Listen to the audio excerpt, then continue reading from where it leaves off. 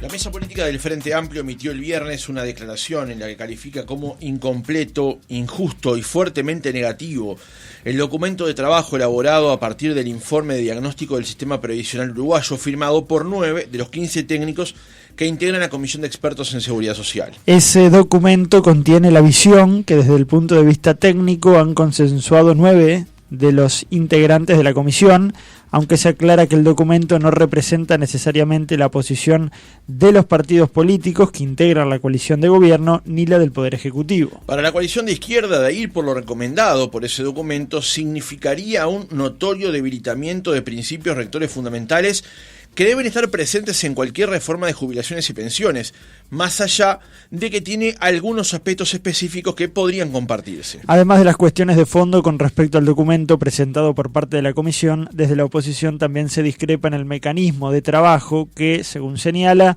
cambió radicalmente en la segunda etapa de trabajo. El Frente Amplio considera que la sustentabilidad financiera de la seguridad social tiene que tener también un componente de sustentabilidad social. En esta mañana vamos a profundizar sobre esta declaración y en qué está el trabajo de la comisión y los pasos que se vienen.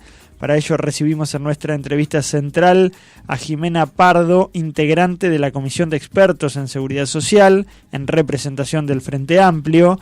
Jimena Pardo es economista, ex vicepresidenta de República FAP, docente universitaria desde el año 95, profesora adjunta del Departamento de Economía de la Facultad de Ciencias Económicas y Administración de la UDELAR.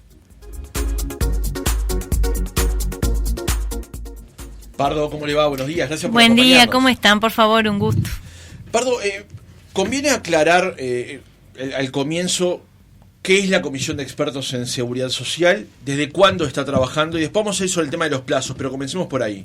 Bueno, la Comisión de Expertos es como un mecanismo que eligió el gobierno para reformar la seguridad social. En su programa de gobierno tanto el gobierno del Partido Nacional, digamos, como luego el firmado con la coalición multicolor, establecía que para reformar la seguridad social se iba a crear una comisión así llamada, digamos, de expertos, y luego eventualmente se iba a enviar un proyecto al Parlamento para proceder a la reforma. Esta comisión de expertos comenzó a funcionar en noviembre del año pasado. Tenía encomendado hacer 2 informes, un informe de diagnóstico del sistema. Primero que nada, solo habla de jubilaciones y pensiones, no habla de todo lo que es seguridad social, como por ejemplo asignaciones familiares, seguro de desempleo, todas esas cosas que con la pandemia vimos, claro, que son cuidados, que están muy relacionados. O sea, todo eso no está en el marco de lo que la comisión resuelve. Es solo jubilaciones y pensiones. El trabajo empezó en noviembre, había plazos de 90 días para el informe diagnóstico y 90 días para el informe de propuestas, plazos que se fueron extendiendo. El informe de diagnóstico se terminó poniendo a votación en marzo, el 19 de marzo. El Frente Amplio no lo acompañó, pero la forma de trabajo permitió que el Frente Amplio participara en igualdad de condiciones y fuera incorporando muchas mejoras al borrador, reconocido por todas las partes, por nosotros y en la misma acta de votación del documento. La segunda etapa, que es la referida a propuestas de reforma, comenzó en abril y bueno, y se finalizaba el 31 de octubre, ahora parece que va a llevar algunos días más, pero en principio el documento es el que está arriba de la mesa, no va a tener cambios sustanciales. Claro, y a grandes líneas, ¿qué plantea el documento para que la gente pueda empezar a entender por dónde iría ese principio de reforma? Lo primero que quiero comentarte es que básicamente el Frente Amplio toma la posición que toma, que va a tener un fundamento técnico, que va a integrar el fundamento de voto, pero que es un documento técnico pesado y que por eso la declaración es algo un poco más aterrizado, en base al asesoramiento de que nosotros hemos hecho del documento. Asesoramiento que no es solo de la delegación, sino del Frente Amplio en colectivo y una comisión de 25 técnicos interna que además tiene experiencia en gestión de organismos. Dicho esto, la decisión nosotros tenemos diferencias sustanciales, que ahora te las comento porque son muy importantes, pero tenemos una diferencia de forma, y es de cómo se generó este documento. Como te decía en la primera parte, había una forma de trabajo que permitió que nosotros participáramos y aportáramos más allá de acompañar o no el documento. En esta parte, en julio, los 9 integrantes del oficialismo, o sea, los representantes del Poder Ejecutivo y de los partidos que integran la coalición de gobierno, dijeron que iban a armar un borrador entre ellos y luego lo iban a repartir con los que estábamos excluidos, digamos, de armarlo, que es la delegación del Frente Amplio, los representantes de los trabajadores, de los jubilados y de los empresarios. Dicho esto, ¿Hubo una justificación de por qué cambió el mecanismo? No. En principio, para nosotros es complejo porque, tratándose de una comisión técnica y que además, obviamente, por ejemplo, lo que está proponiendo para la parte del BPS viene muy cerradito con estimaciones y cálculos que hace el equipo del BPS, digamos, cuando uno trabaja seriamente es muy difícil poder aportar o plantear cambios cuando viene algo que necesita estimaciones y que necesita que uno participe del proceso. No obstante lo cual, yo quiero aclarar que nosotros aportamos a lo largo del proceso. No específicamente propuestas por esto que estamos hablando, sino aportamos, sí, algunas modificaciones, objetamos gran parte de lo que se está planteando para el BPS y ese ingreso mínimo que se está creando, y para todo lo que es el ahorro individual, y colaboramos, por ejemplo, en que se hicieron presentaciones por nuestra parte, tanto de lo que fue la reforma de la Caja Militar, como que se invitó a participar a aquellos que reformaron la Caja Policial para que se conociera. Un dato no menor eso que maneja acerca de los 9 votos, porque el artículo 395 de la Ley de Urgente Consideración, que reglamenta el trabajo de la LUC, dice que las decisiones de la Comisión de Expertos se adoptarán prioritariamente por consenso o por una mayoría de 9 votos. O sea que, de alguna manera, el gobierno tiene asegurado en la comisión los 9 votos que le darían el visto bueno a los documentos que preparen. A ver, eso no parece mal, no está mal, digamos. Lo que a nosotros nos parece mal y nos parece que no contribuye a un ámbito de diálogo donde uno puede aportar y donde después además se piden como propuestas cuando uno no participa en igualdad de condiciones. El tema es haber sido excluidos del armado del documento. No está mal que el gobierno se reserve mayoría, es obvio que es mano, porque es quien tiene los votos para llevar adelante esto en el Parlamento. Esto no quiere decir que luego eventualmente en el Parlamento haya criterios de negociación, pero eso es otra etapa. En esta etapa de diagnóstico técnico, este documento viene muy cerradito, con cosas que vemos complicadas desde el punto de vista sustancial, que ahora te las comento, pero viene muy abierto y muy impreciso con algunas recomendaciones genéricas. Por ejemplo, para darte un ejemplo, se recomienda una reforma en el mismo sentido que lo que se plantea para el BPS para todas las cajas y los 2 servicios de retiro. Y se recomienda que sus nuevos aportantes, a partir de la eventual ley, aporten también a la SAFAP. Estos costos de transición y esta forma en la que estas cajas deberían procesar ese ajuste no está cuantificado. Entonces, lo que enumera el documento es una intención de ir hacia ahí. Bueno, la misma intención tenía la ley del 95, la 16713, que en su artículo 1 decía que en el plazo de un año había que presentar proyectos para hacer esto. Y hasta ahora estamos, digamos, ¿no?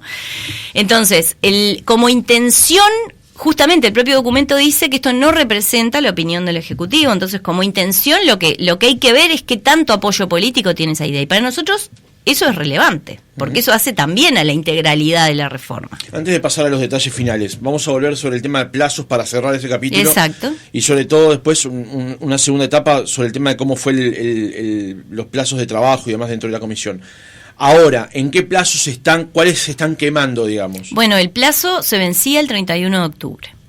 Suponemos que se va a plantear una nueva prórroga hasta que se vote el documento, pero en principio el viernes se cerró el trabajo de estudio, digamos, del documento en común, porque a nosotros el documento se nos distribuyó el 5 de octubre, se fijó esa prórroga hasta el 31 de octubre, hubo sesiones de presentación de los resultados, nosotros hicimos muchas consultas, porque obviamente es un documento complejo, muchas partes abierto, algunas cosas indefinidas, otras cosas muy definidas. Se evaluó y también se recibieron delegaciones de las cajas, del Banco de Seguros, de la SAFAP y del propio BPS. Cerrada esa instancia, lo que el presidente de la comisión, el doctor Saldain, transmitió el viernes es que en principio de esta semana estarían mandando una versión algo más liviana en términos de tanta letra, pero sustancialmente lo mismo en contenidos del documento que ya estaba planteado, y se estaría votando, no sé si a fines de esta semana o en la que viene, pero en principio eso entiendo yo que supone una nueva prórroga. ¿Y después qué plazos se abren a partir de eso? Bueno, después no sabemos, porque en realidad no hay un plazo específico, porque de nuevo la ley emite unos informes técnicos que sirven de base para un articulado de ley. No sabemos de este informe técnico qué tanto apoyo político hay para todo lo que plantea el informe técnico. El articulado podrá recoger todo, parte o casi nada, no lo sabemos. Y plazos para presentar el articulado tampoco hay. Suponemos todos que en principio no va a ser antes de abril. Antes de pasar los detalles... La fecha no es caprichosa, digamos, ¿no? No, supongamos que... Es más, creo que el propio presidente de la comisión, Saldain, así lo ha dicho. O sea, de hecho, los ritmos de la comisión eran bastante más acelerados hasta julio, en la recolección de la firma. Después hubo como más plazo y eso, de hecho, fue reconocido por ellos en varias entrevistas en los medios. Porque podría que condicionar el no, eso me excede, digamos, Bien. la valoración política, pero en principio lo que es seguro es que en la creación de la comisión, la LUC que la creó esta comisión no dice qué plazo hay para presentar un proyecto de ley. Bien. Lo que sabemos es que inicialmente la idea era 90 días para el primer informe, 90 días para el segundo y a mitad de este año haber tenido un proyecto en el Parlamento. Bien, y los artículos que se quieren derogar no está lo vinculado a la comisión. La creación de la comisión no. Ah, bien. Porque allí me imagino que podría generarse un inconveniente. ¿Ustedes en ningún momento pueden presentar una posición, un documento por parte de la oposición política que luego sea estudiada por el Parlamento? Muy buena pregunta. Nosotros lo que sí vamos a presentar, o sea, así como este documento hecho por los 9 es un insumo técnico, bueno, nosotros vamos a presentar nuestros insumos técnicos, pero que básicamente alertan sobre problemas que le vemos y bueno, y lo que compartimos, porque claramente el Frente Amplio, y lo dice la propia declaración, comparte la necesidad de reformar por el envejecimiento demográfico, pero por algo que esta propuesta no está, a nuestro entender, contemplando bien, que es cómo va a impactar el cambio tecnológico en el mercado de trabajo. Entonces, lo compartimos. Lo que no compartimos son los fundamentos de este proyecto. De este informe, digamos. Van a elaborar un informe. Nosotros vamos a elaborar un informe que lo que va a hacer es tratar de alertar los problemas que le vemos a la propuesta del gobierno. Porque, de nuevo, como conversábamos al inicio, el que es mano y el que tiene los votos y el que corresponde también, porque así lo decidió la ciudadanía que proponga, es el gobierno. Entonces no va a haber un documento con propuestas propias, sino de análisis del documento anterior. Bueno, podría haber sugerencias de nuevos estudios, sí. A nivel técnico podríamos hacer sugerencias de que se estudien otras cosas. Lo vemos complejo porque, bueno, obviamente el documento tomó un camino. De hecho, esto lo hemos conversado a nivel de la comisión cuando se nos dijo, bueno, ustedes van a traer propuestas. Nosotros dijimos, miren, hasta julio objetamos, por ejemplo, que existe la necesidad de crear pisos básicos de protección social en la vejez. El Frente Amplio no solo lo comparte íntegramente, sino que lo practicó. La cobertura en la vejez es universal a los 65 años en todo el país, porque el Frente Amplio, muchas de sus leyes y sus políticas tienen que ver con haber priorizado eso. Ahora, la forma en la que está en este documento haciéndose esa implementación de ese piso de ingreso mínimo es lo que no nos convence. Y no nos convence en particular porque exige, entre otras cosas, un ajuste muy grande de las jubilaciones de las capas medias. Con esto que usted estaba manifestando, entonces, ¿qué sentido tuvo los pasos anteriores? ¿Para qué se juntaron? ¿Para qué discutieron? Si después apareció un documento que de alguna manera no contempla lo que se habló en esas mesas. Bueno, eso no es una pregunta para mí, digamos. O sea, la forma de trabajo que se eligió... ¿Usted siente que fue en vano todo el proceso que... Pero en la primera parte también fueron mano. Y la forma de trabajo permitió compartir un documento e irlo mejorando más allá de los votos. Porque acá hay algo bien importante. Pero después terminó en un proyecto propio del oficialismo. Y bueno, entonces, y básicamente con el trabajo que se realizó hasta aquí, ¿usted qué piensa? Y bueno, y nosotros entendemos que no participamos en igualdad de condiciones, digamos, o por lo menos en unas condiciones que nos permitieran estimar alternativas, pero estimarlas seriamente, porque esto no se trata de venir y decir, bueno, yo te propondría tal cosa y te lo tiro ahí y capaz va en el documento y no sabemos si es viable o no. O sea, participar en términos de decir, bueno, vamos a tener la posibilidad, de hecho yo lo planteé, con esta implementación del ingreso mínimo, cuando se estaba estudiando este diseño que plantea el documento, que a nosotros nos parece muy complejo, yo planteé, bueno, va a haber posibilidades de estimar otras alternativas. Por ejemplo, una alternativa que fue planteada por Viñales y Filgueira, que es un documento que llegó a la Comisión con apoyo de Naciones Unidas, del Fondo de Población de Naciones Unidas. Bueno, en principio los tiempos no ayudaron y obviamente los servicios técnicos tienen limitaciones para estimar cosas, digamos. ¿Por dónde pasan entonces algunas cuestiones que hacen a la reforma? Edad de retiro, ¿no? Es un tema que quizás es el que más preocupa o que más llama la atención de la ciudadanía. Bueno, nosotros en los temas sustanciales tenemos diferencias, te diría que en casi que todos los bloques centrales. El primero y principal es el que atiende a la mayor cantidad de gente en Uruguay, que es el BPS y el Pilar de Ahorro Individual. Para el BPS, la suba de la edad está planteada, en la declaración dice como al barrer, es decir, sin excepciones. Está bastante clara para todos que probablemente yo pueda llegar a los 65 años trabajando y tenga trabajo y esté en condiciones físicas razonables, pero eso no le va a pasar a todos los trabajadores. Seguramente no a las domésticas, no a una cantidad de trabajadores rurales, no a los trabajadores de la construcción. Pero además le puede llegar a pasar a personas que hoy tienen trabajos normales, que sean desplazadas por la tecnología y tampoco lleguen a los 65 años con trabajo. Esta propuesta, más allá de que plantea una transición de cómo se subiría la edad, no plantea excepciones para esa suba de la edad. Todos irían a 65 años. Eso es muy complejo, y muy complejo en el contexto de los cambios tecnológicos que estamos viendo. Pero además, justamente creemos que para financiar esa implementación del ingreso mínimo, plantea dos cosas muy complejas a nuestro entender. El primero es que sube los requisitos de años de aporte exigidos a los 65 años para jubilarse. Hoy existe algo que se llama causal por edad avanzada, que a los 65 años pide 25 años de aporte. Bueno, en esta propuesta se unifican las causales y a 65 años se le piden 30 años de aporte. Entonces, esa gente que va a ser atendida por ese ingreso mínimo, es probable que bueno, sí, acceda a él, pero va a acceder más tarde. Y si no accede nunca, ni siquiera junta 15 años de aporte, recién a los 71 años tendría la posibilidad de este ingreso mínimo. Y además, y es lo más complicado a nosotros nos parece para darle viabilidad política futura en el Parlamento a un planteo de este tipo, es que ajusta excesivamente las jubilaciones de las capas medias. Estamos hablando de jubilaciones de 40.000 pesos para arriba, pero jubilación total, considerando la suma del BPS más lo que se cobre por la FAP, más eventuales otras jubilaciones de otros organismos.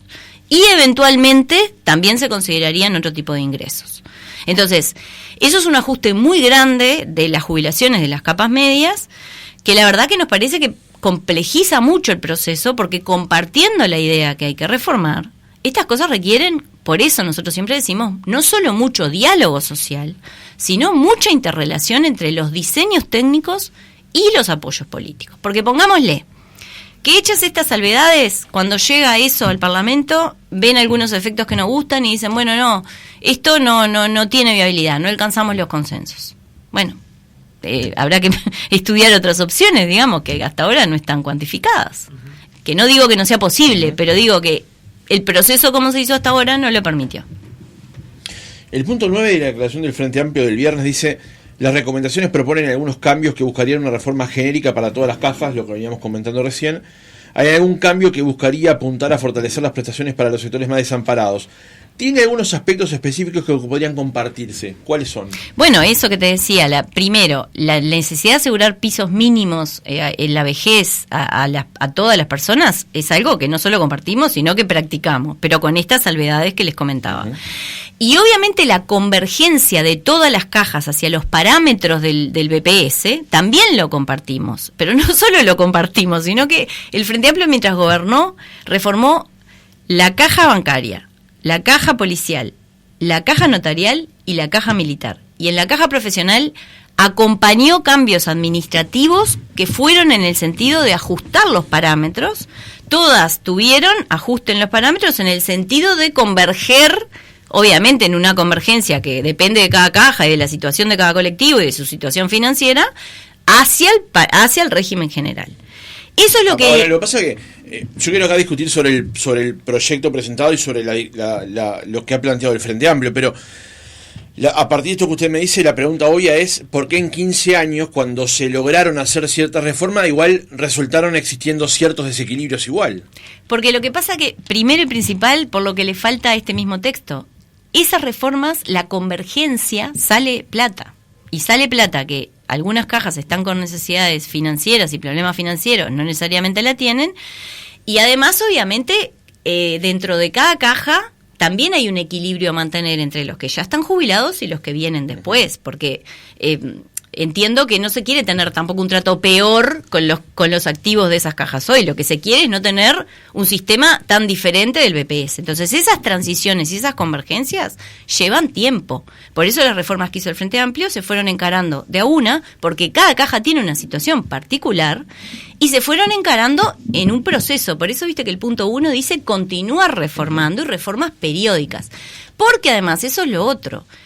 En un mundo en donde el cambio tecnológico, además del envejecimiento, que sus efectos más o menos los conocemos mejor, esté irrumpiendo de tal manera, pensar en una reforma a 70 años es muy complejo, ¿sí? Entonces, uno no sabe ni siquiera si en mucho... En el sistema uruguayo hay cosas que no se ajustan hace ese tiempo y más todavía. Y está perfecto porque son pilares que fueron consensuados más allá de que se hayan o no acompañado a nivel de votos en el Parlamento. ¿Crees que reformas de más de 70 años deben mantenerse incambiadas aun cuando la realidad haya cambiado? No. Yo lo que creo es que reformas que plantean una magnitud de cambios como las que están en ese texto requieren un nivel de consenso y de acuerdos nacionales que este proceso no planteó. No, al revés. Yo creo que el mundo es tan dinámico que hay que tener una permanente revisión. Pero lo que sí tenemos que consensuar es que el camino tiene que ser algo que se mantenga en el tiempo, porque las reformas, además, para mantenerle las condiciones a las personas que hoy están aportando, en términos de que sepan hacia dónde se va, requieren estabilidad. Claro. Y algo de largo plazo van a pasar muchos gobiernos. Claro. ¿Qué pasa con la financiación, ¿no?, del sistema jubilatorio, que seguramente sea una de las claves? Cómo se consigue el dinero para que justamente tenga viabilidad todo esto, teniendo en cuenta además la tasa demográfica del Uruguay, los problemas que ya conocemos, los activos son cada vez menos, la esperanza de vida es cada vez mayor. Entonces, ¿dónde está la clave? ¿Cómo se financia? Bueno, como bien dice la declaración, el Frente Amplio comparte la necesidad de reformar. De hecho, el propio doctor Saldain ha destacado que varias personalidades del Frente Amplio lo han dicho. Lo que no compartimos es estos planteos, pero hay otras maneras. Te pongo un ejemplo, que no es una propuesta porque no se estimó de nuevo, pero es un camino a recorrer, porque los propios estudios que llegaron a la comisión así lo advertían. Uh-huh. Tú podés pensar en una suba de la edad de retiro, como dijimos, al barrer a los 65 años. O podés pensar en decir, bueno, señor, si usted llega a los 60 y no tiene más trabajo, o está en una situación compleja, bueno, se puede ir, pero con menos de lo que se va ahora, obviamente. Uh-huh. Esa es una opción. No estoy diciendo que nosotros la estemos proponiendo, digo que eso no se analizó. Y no se analizó porque el propio doctor Saldain dijo en muchos medios, eso está probado que no funciona. Bueno, no estamos tan seguros porque depende de los estímulos financieros. Y además hay un estudio que estuvo en poder de la comisión, hecho por una académica de la Universidad de la República que se le contrató, que hizo una recopilación de estudios de la Unión Europea, de la OCDE, de los países de la OCDE, y en esos estudios se advierte que todos los países que subieron la edad de retiro, de cada 100 trabajadores, 50 continuaron en el mercado laboral y los otros 50 pasaron o por situaciones de invalidez o de enfermedad o quedaron desempleados. Entonces, hasta la situación financiera que está proyectada en esa propuesta puede ser diferente porque va a haber gente que va a haber que atender y eso no necesariamente está cuantificado en esa propuesta. ¿Y qué pasa con las AFAP y el método de financiación a través de la AFAP? Bueno, en realidad el problema que tiene esta propuesta a nivel de lo que es la AFAP, que tiene también la parte del pago y la prestación que a veces todo el mundo se olvida, es que nosotros entendemos que el diseño respecto a lo que es hoy empeora. Empeora por una cantidad de opciones que se abren y de incentivos que se ponen que podrían llevar a aumentos de los costos. Por decirte y de hecho la mayoría de ellos, y eso participé yo directamente, hasta julio en los grupos de trabajo los objeté todos. Por ponerte una, la regulación de las comisiones. Está bastante claro que las AFAP privadas han tenido bastante problema para bajar sus comisiones y de hecho la ley que hizo el Frente Amplio en el 2018 dice que pueden tener una comisión hasta el 50% superior de la más barata.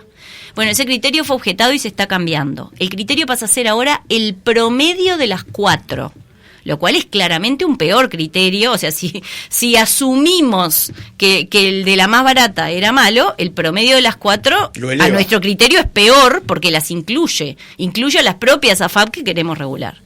Se está proponiendo, por ejemplo, cambiar el criterio de la forma en la que se cobran las comisiones. Hoy, ¿cuándo se cobra comisión por la AFAP? cuando viene el aporte. Si el trabajador no aporta, no se cobra comisión. Eso es una cosa buena, por ejemplo, para los que están sin trabajo. Bueno, ahora se propone que se cobre sobre el fondo que se administra. Si se cobra sobre el fondo, se va a cobrar al trabajador que también esté desempleado. Ese tipo de cosas nosotros las objetamos todas. Y además se abren toda una serie de opciones que la verdad que no están como analizadas desde el punto de vista de lo que es la mejor opción para el trabajador. ¿Qué es lo que pasa en estos sistemas? En general la gente, estas decisiones a veces prefiere no tomarlas o no necesariamente tiene la información para tomarlas. Entonces tratamos de que sean pocas opciones y donde las hay, siempre igual se hace una opción que es por defecto, que si la persona no elige, se elige por ella. Hasta ahora el criterio fue que yo elijo la que te sirve más. Bueno, por ejemplo, se propone que todos los nuevos aportantes entren obligatoriamente a las AFAP. Vieron que ahora es voluntario, hasta 67.000 pesos, yo puedo elegir si entrar o no.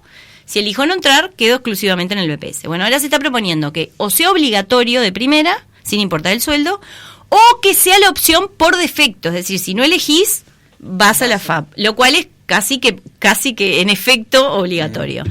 Ahora, se hace esa propuesta, pero se dice, mantengamos la misma distribución del aporte que hacemos hoy. Bueno, si uno hace cuentas, lo que ve es que en la misma distribución del aporte que hacemos hoy, los de menores ingresos mandan más parte de su aporte a la FAP, porque hoy existe un subsidio que se elimina. Entonces, eso hoy estaba bien, pero en un diseño nuevo, eso perjudica a las personas de menores ingresos, que deberían aportar menos porcentaje de su ingreso a la FAP. Ahora, una pregunta tal vez de imagen más completa es, ¿AFAP sí o AFAP no? Pero el Frente Amplio en 15 años de gobierno no eliminó las AFAP y en la declaración lo que estamos diciendo es que lo que evaluamos negativamente es que esto empeora el diseño de hoy. Está bien, usted dice eso, pero también es cierto que, por ejemplo, Murro, que integra la comisión, fue ministro de Trabajo del Frente Amplio y presidente del BPS, siempre ha estado en contra de las AFAP. Pero a ver, en el Frente Amplio existen diferencias de opinión, las existieron siempre, eso no evitó que consensuáramos una posición única que es la que está allí. Y Ernesto y yo no tenemos diferencias en cuanto a que lo que importa acá, que es la propuesta del gobierno, nos va a llevar a un peor sistema. Lo que usted plantea, por lo menos, discúlpeme si lo interpreto, es AFAP sí, ya está el sistema.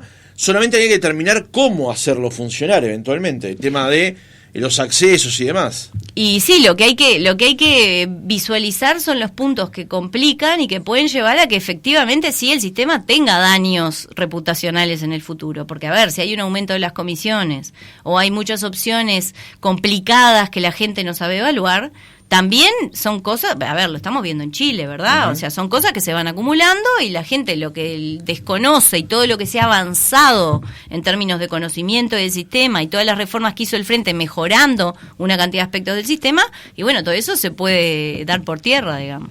El otro tema sensible cuando se habla de seguridad social es el tema caja militar.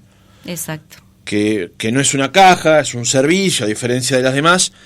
¿Qué opinión tiene usted con respecto a lo que se hizo hasta ahora y a lo que se debe hacer con caja militar? Bueno, lo que se hizo hasta ahora, recordemos que en realidad el Frente Amplio es la primera fuerza política que logra reformar la caja militar. En la propia comisión el contador Dabré dijo lo quisimos hacer y no pudimos. Tiene que ser entendido, como bien ha dicho mi compañero de comisión Ernesto Murro, como un proceso que arrancaba de muy, muy arriba y se hizo con seriedad lo que se pudo, pero un proceso que debe continuar y que debe ser mucho más fuerte en caja militar, dado que hay una promesa de integralidad y dado además que al resto se le está pidiendo un ajuste muy importante.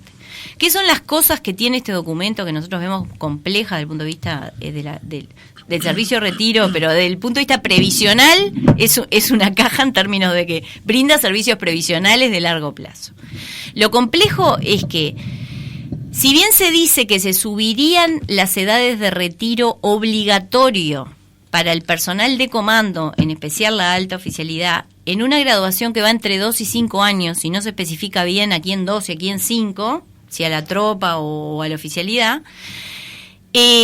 por cómo se diseña la transición, la mayoría de las personas que están en el régimen viejo, que hoy son la mitad de los activos, no serían alcanzadas por ese aumento, porque ya tienen causal. Entonces, o la tendrían por otra causal que es la voluntaria. Entonces, a la mayoría estimamos esa suba no le va a correr. Por otra parte, si bien se dice esto, también se dice que se sugiere que podría haber una asimilación de esto que se llama el servicio bonificado, que no existe solo en la actividad militar, existe también en la policial y existen otras, por ejemplo, los docentes. ¿Qué es el servicio bonificado? Es, bueno, hay ciertas tareas que por su especificidad, tú, por cada año que trabajas, se te computan más años de edad y de trabajo. Hoy, en la caja militar, esa bonificación es del 20%, o sea, se aumenta en un 20% los años de trabajo y la edad para la consideración de la jubilación. La sugerencia es que podría equipararse a los policías, que es 40%. Entonces, si eso ocurre, lo que va a pasar es que por la vía del retiro voluntario, que es la otra causal que existe, podrían hasta tener las mismas condiciones de hoy o incluso en algunos casos mejores. Entonces, el proceso de lo que se hizo hasta ahora es lo que se pudo hacer.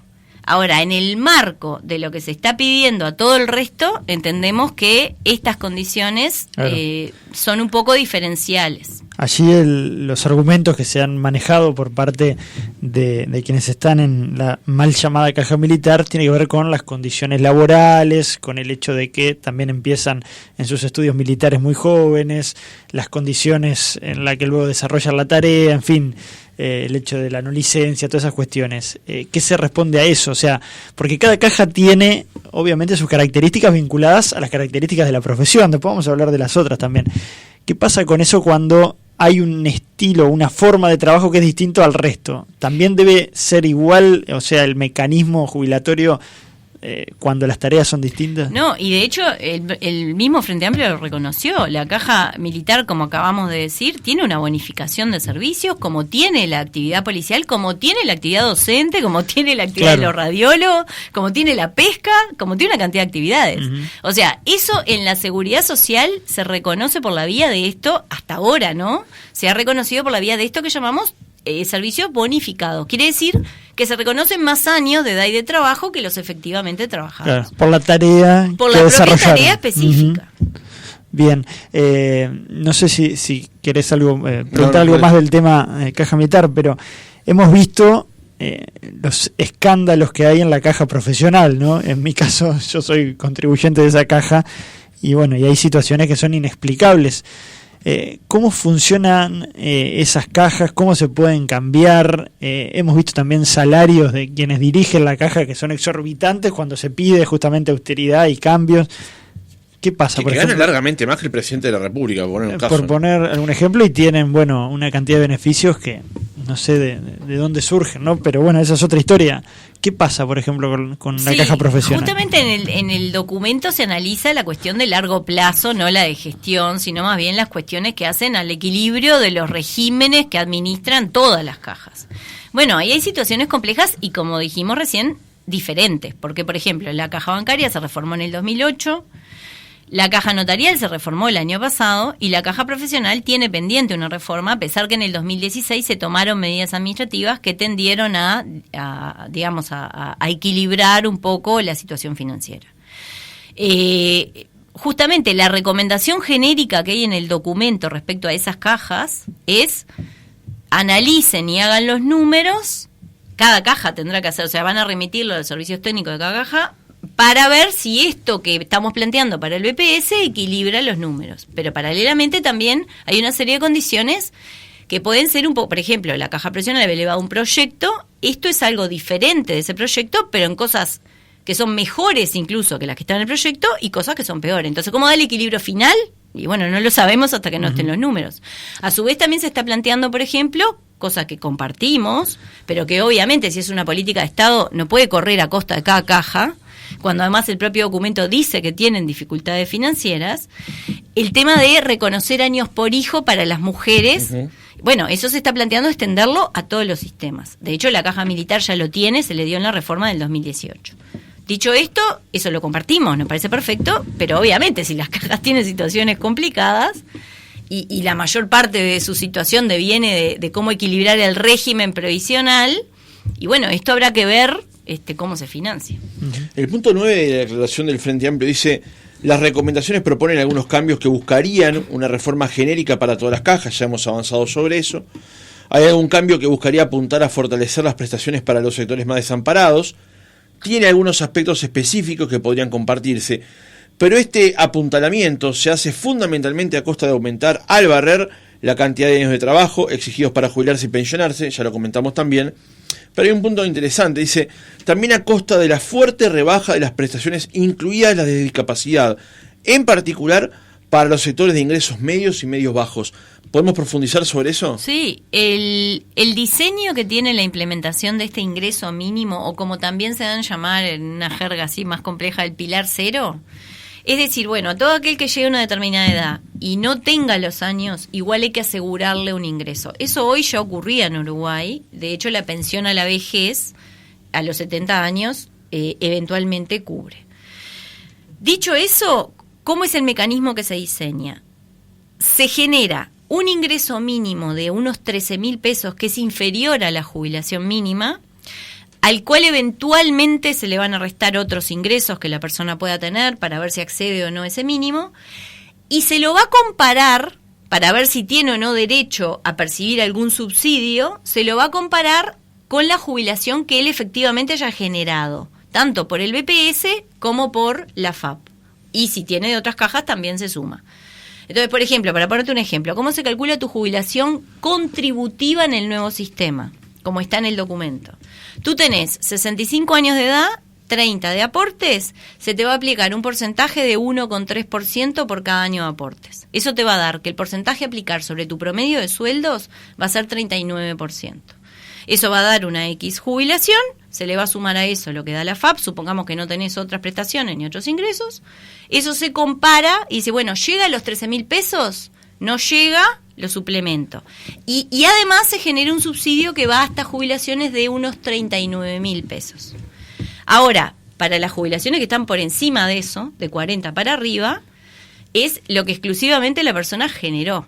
Eso desarma una cantidad de subsidios y de redistribuciones de solidaridad que hay hoy en el BPS y que van a salarios de hasta 101.000 pesos. Entonces, a ver, de nuevo, no es que no haya necesidad de reformar, no es que no haya que hacer cambios. El tema es que la magnitud de estos cambios, y en especial en la afectación a esas clases medias, nosotros entendemos que es muy complejo, y muy complejo no solo para la gente, sino también para darle viabilidad política, porque yo esto incluso lo dije en la comisión. Las reformas de seguridad social no se ponen a prueba cuando se aprueban, porque aprobarse se pueden aprobar por mayoría. Se ponen a prueba cuando se mantienen en el tiempo. Claro. Y cuando las personas empiezan a cobrar, y bueno, y no empieza a haber grandes quejas o grandes movimientos que hagan que empiece a haber revisiones que, a ver, hasta ahora Uruguay siempre se ha manejado de forma muy correcta en términos de que las cosas que se han hecho tienen estabilidad en el tiempo, y también porque las ha procesado de una manera que las ha procesado con tiempo, con calma y con interrelación con el sistema político. Me viene a la cabeza cincuentones.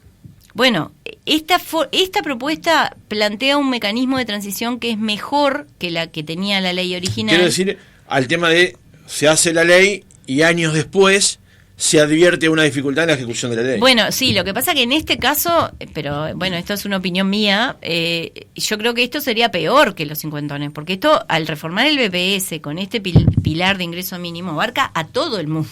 O sea, no sería solo una generación que eventualmente tenga FAP, es todo el mundo. Entonces me parece que es un cambio radical y grande que, a ver, en otros países del mundo, en Suecia, por ejemplo, que fue algo que la Comisión miró mucho, se hicieron reformas de este estilo. Llevaron 10 años. O sea, este nivel de cambios llevan 10 años, y en Suecia hubo un acuerdo entre los partidos socialdemócratas, partidos de derecha y partidos de centro-izquierda. Y llevó 10 años, de nuevo, porque se pusieron de acuerdo en que para ir para allá, y esto implicaba ir hasta allá en 70 años, bueno, había que hacer un proceso determinado de cambios muy grandes. Lo que pasa en Uruguay, esa visión es juntémonos para hacer cosas a largo plazo y después no lo hagamos. Yo no estoy tan... Tal vez estos plazos que marca la ley de urgente consideración, bueno, la ley de urgente consideración en sí misma, pero además los plazos que instrumentaba, y los teníamos por acá, del artículo 393 al 398, que reglamenta la comisión le establece plazos justamente para eso, para que no pase una eterna discusión a ver cuándo nos ponemos de acuerdo y a ver cuándo lo votamos, y después, lo que usted decía recién, cuánto tiempo pasa después para advertir sus efectos después de que se vota. Totalmente de acuerdo con tu pregunta, pero te voy a hacer una pequeña aclaración. Los procesos de diálogo social también pueden ser ejecutivos y también pueden ser rápidos, pero aseguran otra viabilidad. Y aseguran además, porque yo... Pero hubo un diálogo social en el gobierno anterior. ¿Para esta reforma? No para esta reforma, pero hubo diálogos que se llevaron a cabo en el Sodre, recuerdo. Hubo muchos, sí, y de hecho, gran parte de esos diálogos, y de hecho en muchos estudios, con un estudio de la Facultad de Ciencias Sociales donde participó Álvaro Forteza, se descubrió, y por eso la ley del 2008, que había un problema de cobertura, o sea, de cantidad de gente atendida, que requería bajar el requisito de año de trabajo de 35 a 30. Y eso hizo el primer diálogo de la Seguridad Social. Lo que el Frente Amplio hubiera hecho, que obviamente no corresponde, porque las elecciones no las ganó, era haber hecho esto bajo una forma de un diálogo social. Eso a nosotros nos parece que le asegura no solo sustentabilidad financiera, sino esto que llamamos sustentabilidad social, porque la interrelación entre lo que el sistema político va viendo y va prefiriendo, porque son ellos a los que la gente votó, se hace con los estudios técnicos. El problema no es tanto el tiempo, te diría, porque estoy de acuerdo, no es que tengamos que tener 10 años, pero es el proceso. Ahora, no obstante eso, el Frente Amplio gobernó 15 años, se lo invitó a participar en este proceso y fue con lealtad y participó y se quedó hasta el final y aportó lo que pudo. Lo que digo es que hay formas de hacer esto que aseguran otra estabilidad y aseguran otro tipo de interrelación entre los estudios técnicos y lo que efectivamente luego se plasma en el articulado. Porque pongamos un ejemplo. Supongamos que esto que no es vinculante, dicho por el propio presidente de la República, no es un dato menor. Cuando llega al Parlamento no gusta. ¿Qué hacemos? No, pero el Parlamento lo va a poder cambiar en cualquier escenario. Sí, pero tiene que estudiar cosas. Bueno, o sea, porque... Y para eso están los aportes que haga la comisión, porque seguramente la comisión no se desintegra en ese momento, ¿no? No, bueno, la comisión termina. Claro, pero queda en manos de la política, en definitiva, con los vaivenes propios queda en manos de la política y, a ver, parece perfecto, porque está bien que esté en manos de la política, porque es a los legisladores a quienes nosotros votamos que representan preferencias. El tema es que el proceso que había planteado el gobierno era... Hagamos unos estudios técnicos que los van a incorporar ustedes, donde ustedes pueden participar y plantear cosas, y después eso va como un insumo al Parlamento. Bueno, lo que nosotros tenemos hoy es un paquete bastante cerrado, donde hay cosas que no están estimadas, y las que están estimadas a nosotros no nos convencen. Entonces, ¿quiere decir que eso va a obturar el proceso? No, probablemente... Si no cuaja, se harán otros estudios, pero son estudios de los que nosotros no vamos a participar. Para ir finalizando, ¿usted piensa que el BPS es eficiente al día de hoy? ¿A qué le llamás eficiente? Bueno, ¿que hace su trabajo de manera eficiente o necesita de una reforma? No, a ver, yo no me gustaría confundir cuestiones de gestión, que yo creo que el BPS, honestamente, para la magnitud de temas que maneja, es un organismo de una potencialidad impresionante, sobre todo mirado en el contexto regional, internacional. Uh-huh.